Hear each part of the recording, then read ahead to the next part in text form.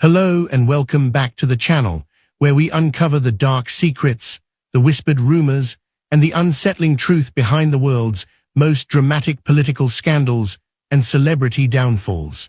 Today, we delve into a story that begins on the world stage, but ends in a chilling mystery.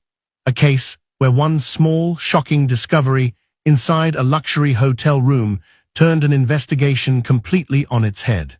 We are talking about the sudden, tragic, and deeply controversial death of Nathi Mthethwa, better known simply as Nathi Mthethwa, the powerful South African politician and diplomat whose life was a lightning rod for controversy, and whose final moments in Paris have left the world wondering.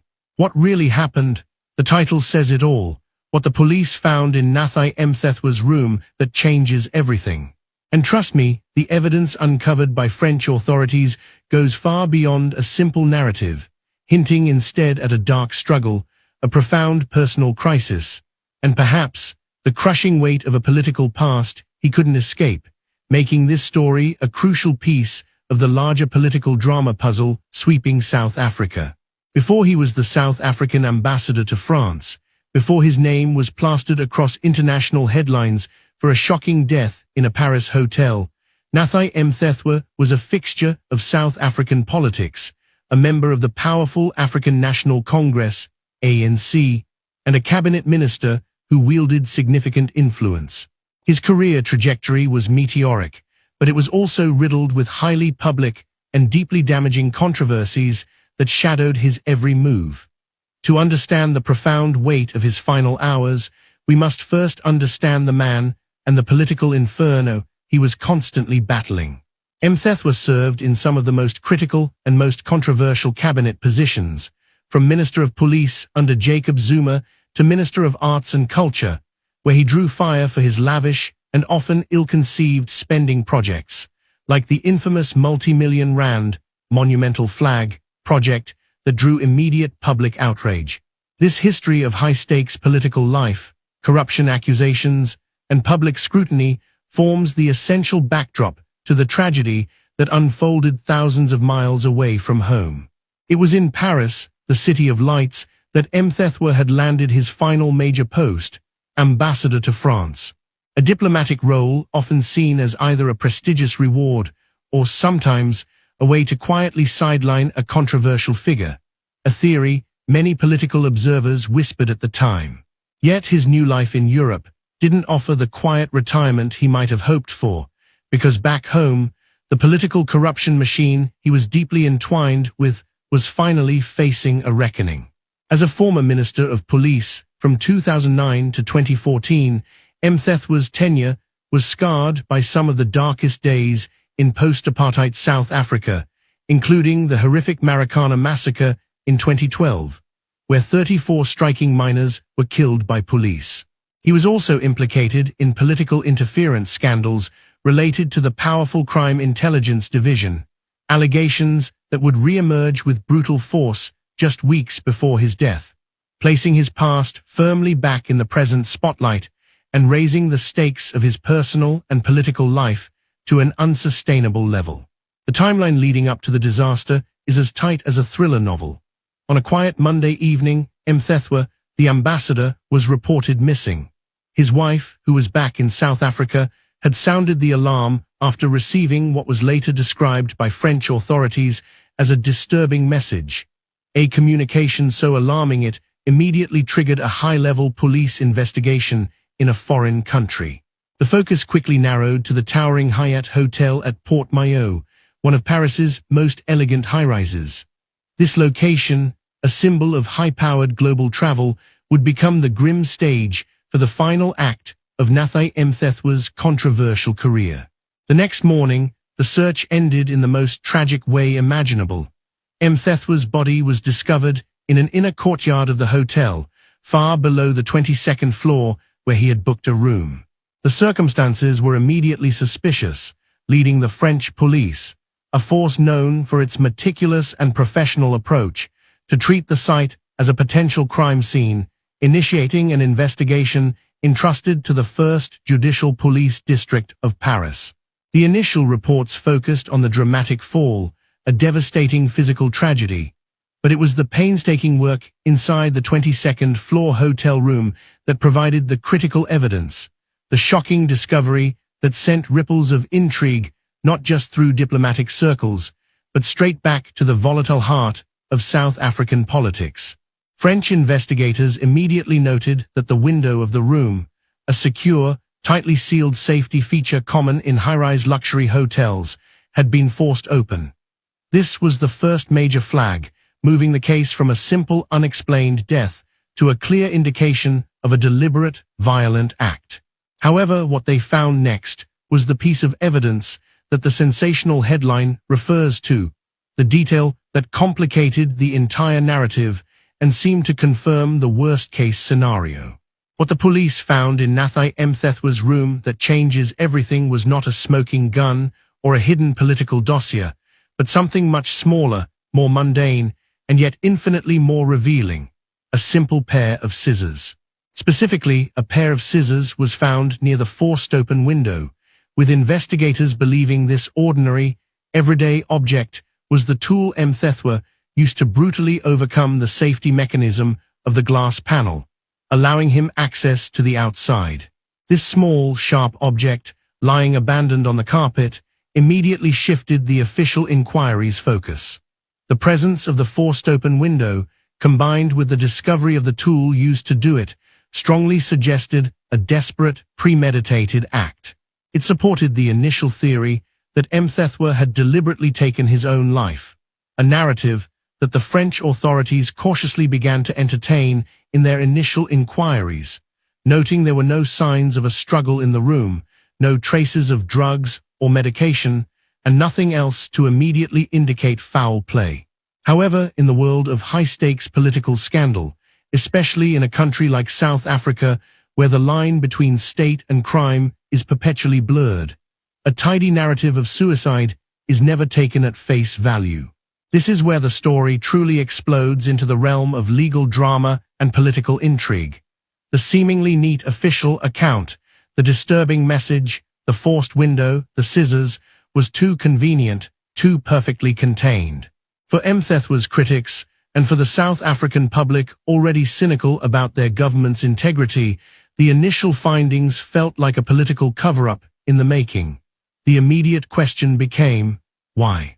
Why would a veteran politician, a sitting ambassador in one of the world's most romantic cities, choose such a violent and public end? The answer, many believe, lies in the intense heat of the political corruption scandal that was raging back home, a scandal Mthethwa was now tragically unavailable to answer for. Just days before the Paris tragedy, Nathi Mthethwa's name had been prominently dragged into the public spotlight during explosive testimonies at a judicial commission. This was not a rehash of old news.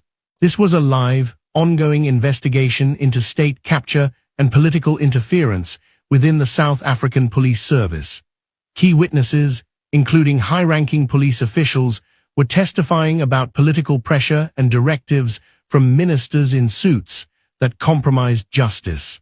Specifically, General Nhlanhla Mthethwa, a top police officer, had publicly implicated Mthethwa in a jaw-dropping instance of political interference. The allegation was that Mthethwa, during his time as Minister of Police, had personally intervened in a case against a former head of crime intelligence, essentially ensuring charges were not pursued. Mthethwa called it the worst political interference he had ever experienced. The timing of this testimony, which reopened the dark chapter of Mthethwa's police ministry and brought him back under the intense, unforgiving glare of a public looking for accountability, is the element that casts the deepest shadow over the Paris events. The narrative, therefore, splits into two paths, creating the very drama this channel thrives on: the personal tragedy confirmed by the scissors and the forced entry versus the political assassination narrative whispered in the corridors of power. The police finding of the scissors and the lack of struggle supports the tragic personal end, but the immediate context of the judicial inquiry, the damning testimony, and the immense pressure Mthethwa was under fuels the opposing theory. That he was silenced, or that the fear of imminent legal and political ruin was the true driving force. The disturbing message sent to his wife further complicates the picture, aligning with the narrative of a man in deep distress, struggling with profound personal and professional turmoil. This message, the content of which has been tightly guarded by investigators, has been consistently linked to an expression of apology and an intention to end his own life, adding a final, agonizing layer to the official suicide theory. But the key to the public's enduring fascination, and the reason this case remains a high-profile true crime mystery, is the context surrounding the act. Was the despair a result of the political walls closing in? Was the forced open window a sign of a panicked mind, or a brief, desperate struggle that left no other evidence? These are the unanswered questions that keep the investigation and the public speculation alive. The South African government's response, or lack thereof, only fanned the flames of suspicion, following what many critics described as a standard ANC reflex: denial and obfuscation. While President Cyril Ramaphosa offered condolences, the swift confirmation of an investigation by the French authorities was met with a noticeable political reluctance from Pretoria to delve into the underlying causes. Even the deployment of a South African police service, SAP's team to Paris to collaborate on the investigation, was viewed by some as an attempt to control the narrative, or at least keep an eye on what the independent French authorities might uncover, particularly if the scope of the inquiry threatened to stray into the political secrets Mthethwa may have carried with him. This international cooperation, or perhaps political tension, between the French police and the SAPS is a crucial subplot in this unfolding drama. Let's circle back to the central piece of evidence: the scissors. In a simple death investigation, a pair of scissors used to jimmy open a window on the 22nd floor is a clear indication of intent, the final desperate measure of a man determined to break through a physical barrier. But in a political thriller like this, the object takes on a symbolic weight. Did the man who once oversaw the entire police force of a nation, who was accustomed to being surrounded by high-level security and access, have to resort to a pair of common scissors in a foreign hotel to make his final exit? The sheer desperation implied by the choice of tool is heartbreaking, suggesting a profound isolation and an absence of other options or other trusted confidants in his final hours. This is the detail that truly changes everything. It transforms the story from a quiet, internal tragedy into a raw, violent act of breaking free. The media coverage, both in South Africa and internationally, instantly became a feeding frenzy. Nathi Mthethwa death controversy, Paris hotel fall, and political corruption links became trending topics globally. The narrative quickly shifted from focusing purely on the diplomat's death to scrutinizing his entire checkered career. Journalists and analysts began to catalogue his history. The Marikana massacre, the political interference allegations in the crime intelligence case, the colossal spending on the arts ministry.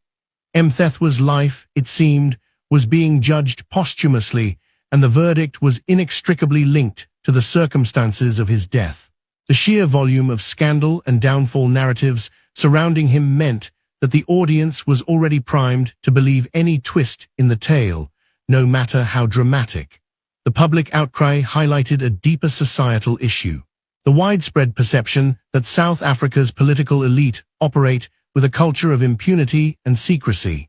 When a high-profile figure like Mthethwa, who was scheduled to potentially answer for decades of questionable actions, meets a dramatic and immediate end in a foreign country, the public's default setting is suspicion. They question the speed with which the suicide theory was floated and doubt the tidiness of the police report.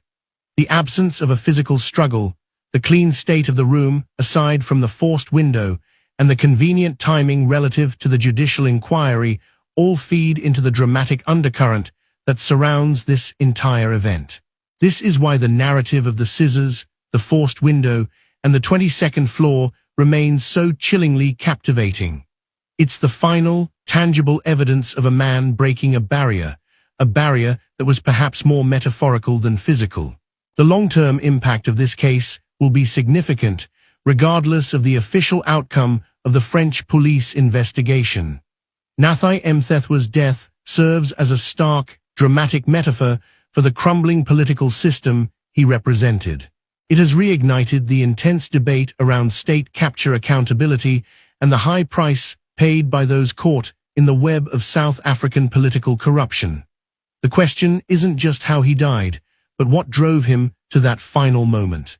Was it a desperate attempt to avoid the humiliation and legal ruin of the ongoing judicial commission? Was it the crushing realization that his power and influence had completely evaporated, leaving him exposed and isolated? As the French authorities continue their meticulous work, analyzing the evidence, dissecting the disturbing message, and confirming the details surrounding the forced window and the mundane, yet pivotal, pair of scissors, the truth remains obscured by layers of political drama and international diplomacy. The final report will be crucial, but for many, it may never be the complete story. The sheer weight of Nathi Mthethwa's past, the shadows of the Marikana victims, the whispers of political interference, and the vast scale of the ANC scandals, all of this context is what truly makes the discovery in that Paris hotel room change everything. It transforms a personal tragedy into a dark, indelible footnote in a sweeping, high-stakes political thriller that continues to unfold on the global stage. We'll be following the outcome of the French investigation closely, especially as the South African government attempts to manage the fallout and the persistent rumors of political foul play. This case is a stark reminder that even the most powerful figures are ultimately human, and that the secrets they carry can sometimes become too heavy to bear. The mystery of the 22nd floor, the broken window, and the telltale scissors will undoubtedly fuel speculation and debate for years to come. What do you think really happened in that Paris hotel room? Let us know in the comments below. And don't forget to like this video, subscribe to the channel, and hit that notification bell so you don't miss our next deep dive into the world's most shocking celebrity and political dramas. Until next time, stay curious and remember, in the world of power, nothing is ever as simple as it seems.